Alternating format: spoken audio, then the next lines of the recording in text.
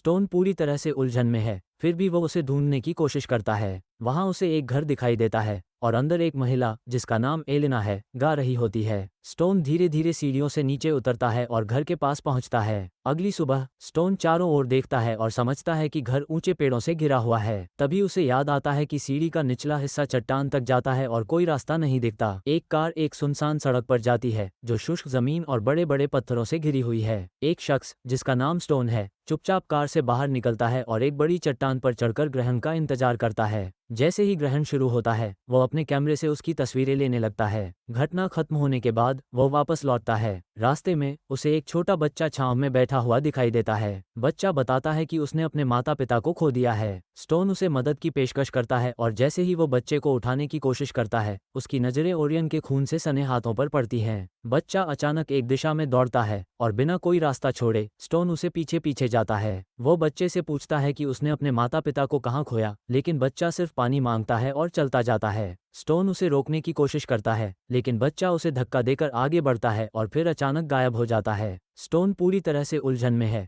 फिर भी वो उसे ढूंढने की कोशिश करता है। सूरज डूबने तक उसे कोई मदद नहीं मिलती। फिर अचानक वो एक आवाज सुनता है और उसका पीछा करता है। रात हो जाती है और स्टोन ठंडी हवा में कांपते हुए एक कोने में बैठ जाता है। उसे धीरे धीरे बोतल की खनक और हल्की सी गाने की आवाज सुनाई देती है। वह आवाज का पीछा करता है और चट्टान के किनारे तक पहुंचता है। वहां उसे एक घर दिखाई देता है और अंदर एक महिला जिसका नाम एलिना है गा रही होती है। स्टोन धीरे धीरे सीढ़ियों से नीचे उतरता है और घर के पास पहुंचता है। वो दरवाजा खटखटाता है लेकिन अंदर से कोई जवाब नहीं आता। वो प्यासा और अधीर हो जाता है, फिर भी वो दरवाजे को खोलकर अंदर जाने का फैसला करता है। एलिना उसे देखती है और माफी मांगते हुए स्टोन उससे दिशा निर्देश पूछता है। एलिना उसे खाना देती है और साथ ही वो उसके साथ अपने अनुभव के बारे में बात करता है। स्टोन बताता है कि उसने ओरियन नाम के एक व्यक्ति से भी मिले थे, लेकिन उसे खाना ज्यादा स्वादिष्ट नहीं लगता। इस पर एलिना उसे पानी देती है और फिर कहती है कि वह रात को वहीं रुक सकता है। स्टोन कृतज्ञता से कहता है और रात वहीं रुकने का फैसला करता है। क्या तुम्हारे पास फोन है? लेकिन एलिना चुप रहती है और बिस्तर पर जाता है।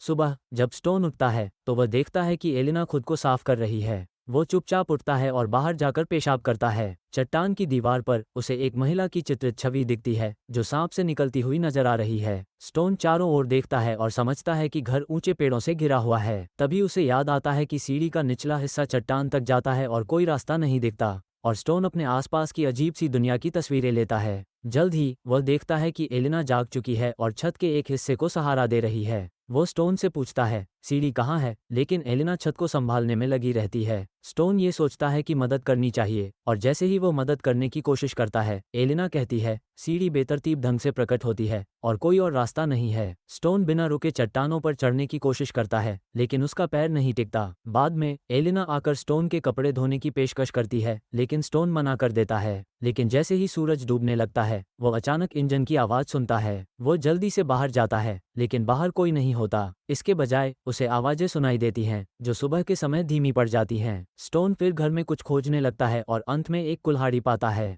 वो चट्टान की दीवार पर चढ़ने के लिए उसका इस्तेमाल करता है। जब वो आधे रास्ते में होता है तो अचानक ऊपर से चीखने की आवाज आती है और एक कटा हुआ सूअर का सिर उसके पास लुढ़क कर आता है जिससे वह गिर पड़ता है। शाम को स्टोन उठता है और देखता है को चाकू मारा गया है। वो दर्द से चिल्लाता है और एलिना जल्द ही उसकी मदद करने आती है। एलिना के पिक खींचने पर वो जोर से चीखता है। दिन बीतते जाते हैं और स्टोन का घाव ठीक होने लगता है। एक रात एलिना अपने मासिक दौरे के खून को अपने पर लगा लेती है। अगली सुबह स्टोन जागता है, घर से बाहर निकलने की कोशिश करता है। वो फिर वापस लौटता है और एलिना को बाहर खींचता है। गुस्से में कहता है तुम मुझे बाहर क्यों नहीं जाने देती हो, मुझे बाहर निकलने में मदद करो। वो एलिना पर आरोप लगाता है कि उसने उसे कैद किया है और कहता है कि कुछ लोग उस पर निर्भर हैं। लेकिन एलिना बस बुदबुदाती है मैं तुम्हारा ख्याल रख सकती हूँ। एलिना फिर अंदर चली जाती है। स्टोन बैठकर अपने घाव को देखता है और सोचता है कि अब क्या करना चाहिए। अचानक ऊपर से एक आवाज उसे बुलाती है। स्टोन उस आवाज की ओर चिल्लाता है क्या तुम पुलिस को बुलाकर मेरी मदद करोगे? लेकिन एक किशोर जिसका नाम कॉव्स है उसे बताता है कि उसके पास उसे ऊपर चढ़ने में मदद करने के लिए एक रस्सी है।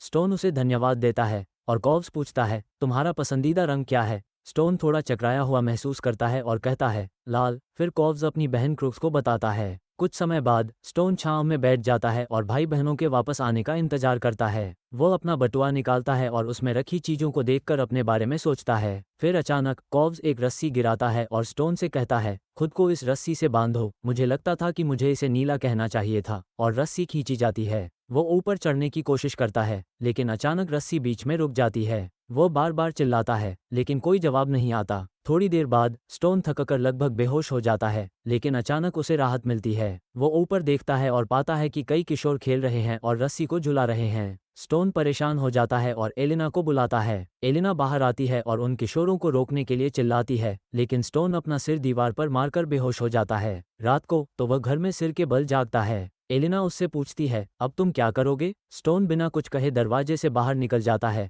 लेकिन जैसे ही वो जमीन पर गिरता है, वह हताश होकर प्रार्थना करता है। महिला उसकी मदद करने के लिए पास आती है और उसे बताती है कि ये किशोर रेगिस्तान में आवारा बच्चों की तरह इकट्ठा होते हैं। एलिना स्टोन को आराम करने की सलाह देती है, कहती है कि अब वो उसका ध्यान रखेगी और उसे शांत रहकर खुद को दिखाने से बचने की सलाह देती है। जैसे ही एलिना अंदर चली जाती है, स्टोन अपनी पीठ पर लेटकर दर्द में कराहता है। बाहर कुछ किशोर इकट्ठा होते हैं, जबकि एलिना चुपचाप घर में खाना खाती है। एलिना एक पिंजरे में बंद पक्षी को पकड़कर स्टोन के पास आती है और कहती है कि वह अब ठीक हो चुका है। वो उस पक्षी को बाहर छोड़ देती है। घर के अंदर स्टोन अपनी दाढ़ी को ट्रिम करने की कोशिश करता है और एलिना शाम को उसे डिनर के लिए कहकर दरवाजा बंद करने के लिए कहती है। एलिना नोट करती है कि स्टोन के कपड़े खराब हो गए हैं, इसलिए वो कुछ नए कपड़े लाती है और फिर उससे कहती है कि वो खड़ा हो ताकि वो कपड़ों की फिटिंग देख सके। इस दौरान वो स्टोन के शरीर की तारीफ करती है, तो वो मना कर देती है। स्टोन फिर जमीन पर बीज बोता है और तभी उसे दिखाई देता है कि एक किशोर कुछ आपूर्ति को रस्सी से बांध रहा है। एलिना उसकी मदद करने आती है और दोनों बैग खोलते हैं, जिसमें खाने पीने की चीजें पाई जाती हैं। स्टोन ये देखकर हैरान होता है कि किशोर उनके साथ पालतू जानवरों जैसा व्यवहार कर रहे हैं, और वह सोचता है कि क्या अब भी एलिना उनकी परवाह करती है। रात के खाने के दौरान एलिना इस पर कोई जवाब नहीं देती है। स्टोन उसे बात करने की कोशिश करता है, लेकिन तभी दूर से एक अशुभ मंत्रोच्चार सुनाई देता है।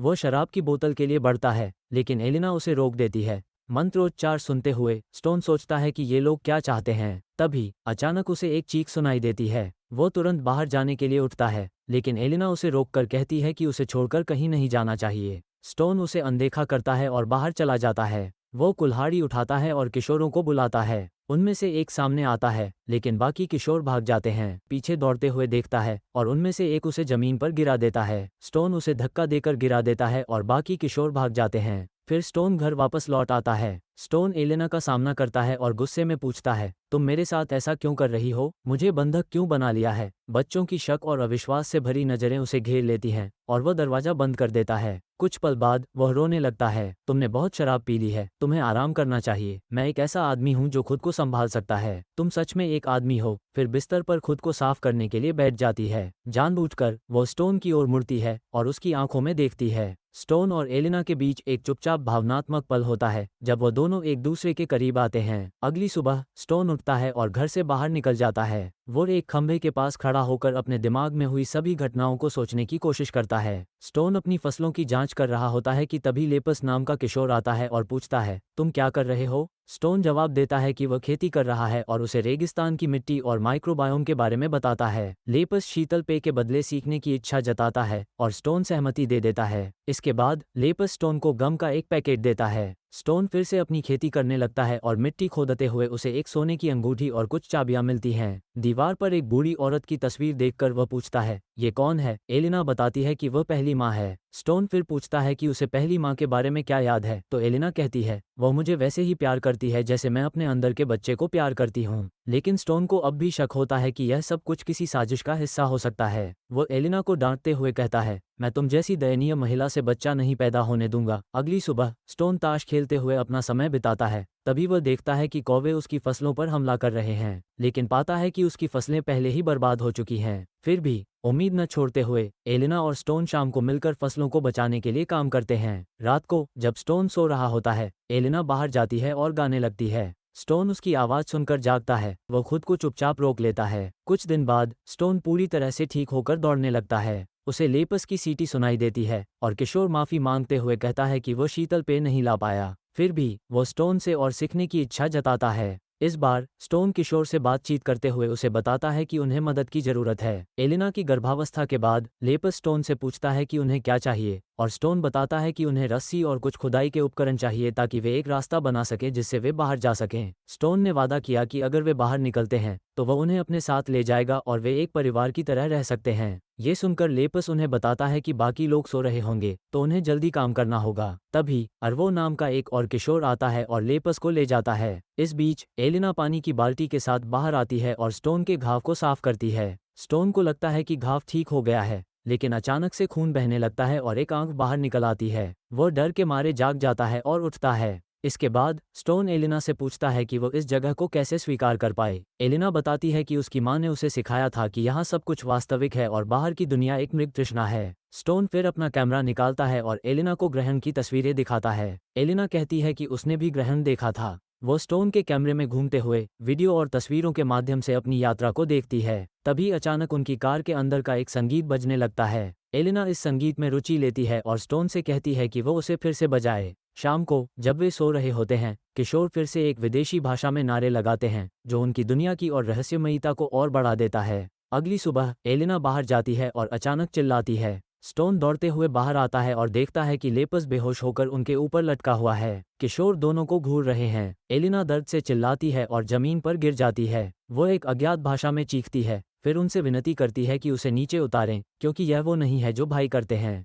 स्टोन उसे सांत्वना देने की कोशिश करता है, लेकिन एलिना उस पर थूकती है और कहती है कि उसने उसके बेटे को मार डाला। स्टोन को अब ये समझ में आता है कि लेपस उसका बेटा था। एलिना गुस्से में एक पत्थर उठाती है और उसे मारने की कोशिश करती है। वो कहती है कि पुरुष महिलाओं के बिना नहीं रह सकते, फिर वो उसे बेसुध कर देती है। कुछ समय बाद एलिना एक पिंजरे के पास जाती है और स्टोन को जागते हुए देखती है। वो उसे खाना देने आती है और वह पागलपन की हद तक उसे निगलने लगता है। रात को वह बेचैन हो जाता है और उस अंगूठी से खेलता है जिसे उसने खोजा था। किशोर ऊपर से गुजरते हैं तो वह उस अंगूठी को खनकाता है। एक और बेचैन रात के बाद वह मिट्टी में कुछ खेल रहा होता है और अचानक एक महिला को छेद में झांकते हुए देखता है। वह घबराकर धीरे से उसे पुकारता है और महिला उसे मदद के लिए बुलाती है। वो बार बार खुद से कहता है कि वह बचाया जाएगा और हंसता है। दोपहर में स्टोन देखता है कि एलिना घास और लकड़ी लेकर जा रही है। तभी वो एक चीख सुनता है। वो देखता है कि अर्वो एक महिला को घसीट रहा है और उसे गला घोंटता है। स्टोन दहाड़ता है और पागल हो जाता है, जैसे एक जंगली जानवर की तरह पिंजरे में।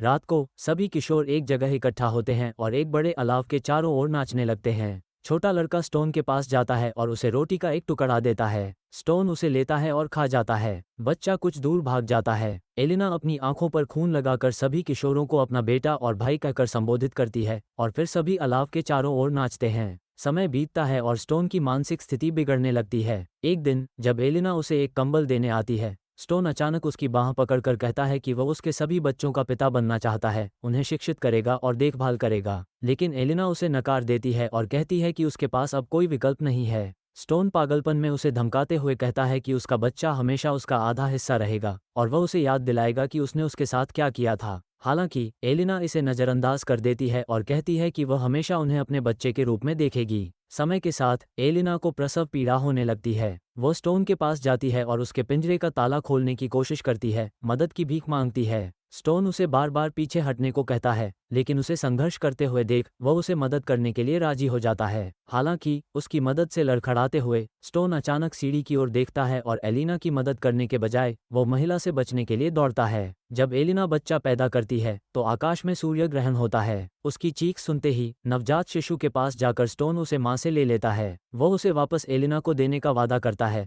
लेकिन एलिना उससे कहती है कि वह उनकी बेटी की देखभाल करेगी जब तक वह एक नई मां नहीं बन जाती। एलिना ने अपनी पूरी यात्रा में अपना उद्देश्य पूरा कर लिया। तब अर्वो चुपचाप आकर उसे चाकू से खत्म कर देता है। फिर एलिना स्टोन का सामान व्यवस्थित करती है और उसे एक संदूक में बंद कर देती है। वो फिर अपने बच्चे को सांत्वना देती है तो उसे शांत करने की कोशिश करती है। स्टोन का शरीर अब जमीन के लिए एक बीज बन गया है और वह भूमि को नए जीवन से पोषित करता है। इस कहानी का अंत यही हुआ। तो अगर आपको ये वीडियो अच्छा लगा तो लाइक और सब्सक्राइब जरूर करें। देखने के लिए धन्यवाद।